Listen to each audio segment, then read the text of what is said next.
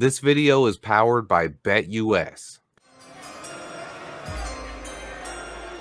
What's up, guys? Today I'm reporting on the Bears injury report, and I have some big news about Nate Davis and the right guard situation. Let's go ahead and get right into it. Well, it seems like Nate Davis has struck again. He re-injured his groin in today's practice, and he's questionable for Sunday's game. But Matt Eberflus also seems to have changed his tone on continuity. After saying yesterday that the goal is for continuity and improved communication on the O-line, today he said he's excited to see Matt Pryor rotate in with Nate Davis, and he loves Pryor's work ethic and energy in practice. I don't disagree with Eberflus, but it almost sounded like a shot at Nate Davis.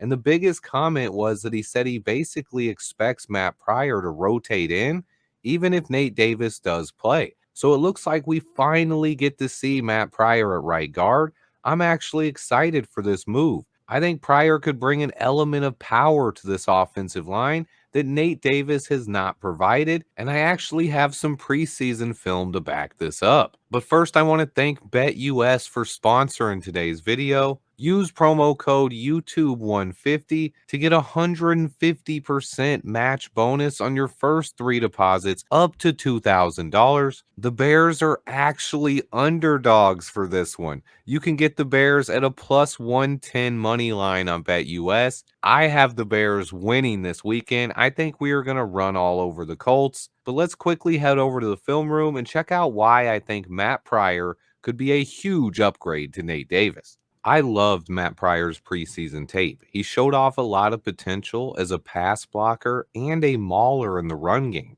Pryor showcased great technique and power. Look at this rep from the preseason where he slams the defender to the turf and absolutely neutralizes him.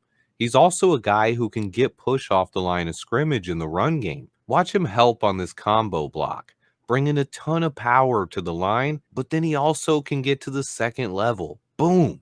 I really liked what I saw from Matt Pryor's preseason tape, but the most important thing that I saw from him that I haven't seen from Nate Davis is his ability to handle stunts.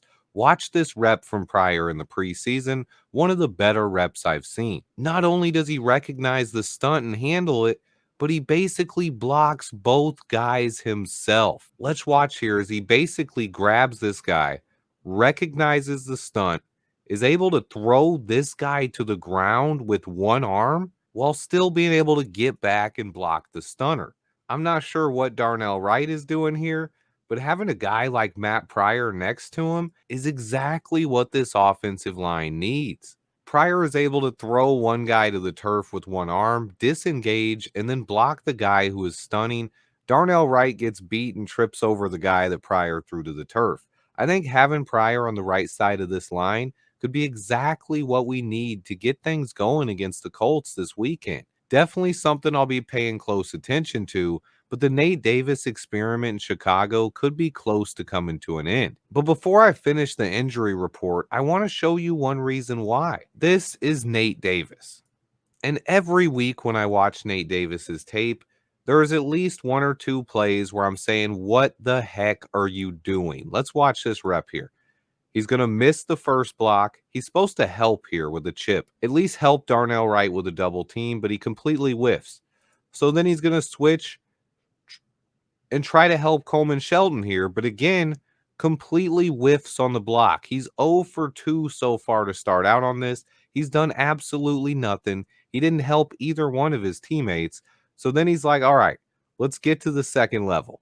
It looks pretty clear here. Nate Davis has a guy to block. Tevin Jenkins has a guy to block. Mercedes Lewis has a guy to block. But watch how Nate Davis runs this. He's going to run towards Tevin Jenkins' guy, not his own guy. Watch how he runs this. He runs over here towards Tevin Jenkins' guy. He's still looking back at his guy, but the fact that he ran over here confused Tevin Jenkins. Tev thought, okay, Nate's going to block this guy, so I'll let him go and I'll be extra help downfield. But then Nate decides, instead of blocking his guy or Tevin's guy, he's not going to block either one of them. He lets them both go right by him and tackle DeAndre Swift. What in the world are you doing, Nate Davis? This is just absolutely disgusting. He basically goes 0 for 4 on this. 0 for 1, miss. 0 for 2, that's a miss. Then he gets up here, has two guys he's going to look at, and he's going to let them both go right by him. 0 for 4 on this one, Nate Davis. This is one of the worst reps I've seen from a guard in the NFL in my entire lifetime. Nate Davis, what are you doing? Okay, but let's get back to the injury report here, guys. A lot of names are on this list, but like I expected this week, a lot of guys were just resting and should be good to go on Sunday. Rome Odunze, Montez Sweat, DeMarcus Walker, Andrew Billings, Tevin Jenkins, Mercedes Lewis, and Karan Amagaji all got in full practices and have been removed from the injury report. All of these guys are good to go for this weekend. Rome Odunze should be close to 100%. But meanwhile, Keenan Allen missed practice all week. He is out for this one. So hopefully we can get Keenan back soon. Kari Blasingame, Zach Pickens, and Travis Homer are also out. That means we could see Sam Roberts or Byron Cowart elevated for Sunday's game for more help on this defensive line. And as far as running back goes, maybe Roshan Johnson could see his first snaps of the season with Travis Homer being out.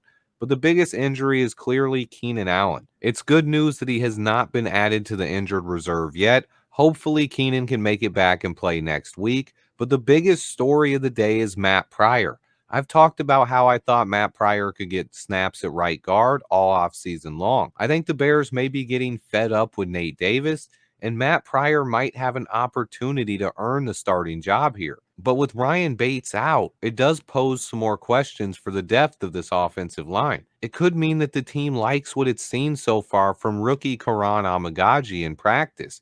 Because right now, Matt Pryor is still our swing tackle. But Larry Borum could be back in 2 weeks, and Amagaji's development is something to keep an eye on. If the coaches can feel comfortable with him being our swing tackle, that could open up the door for Matt Pryor to become the starting right guard. And this offensive line, what they're always saying is they're searching for the best five. I think Matt Pryor right now could be one of the best five.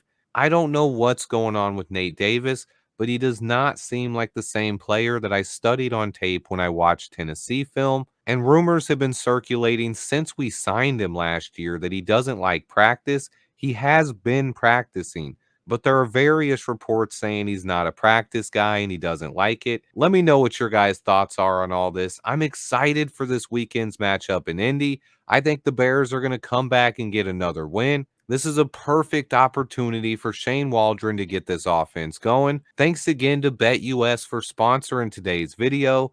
Please hit that like button for me, guys. Stay tuned, and until next time, bear down.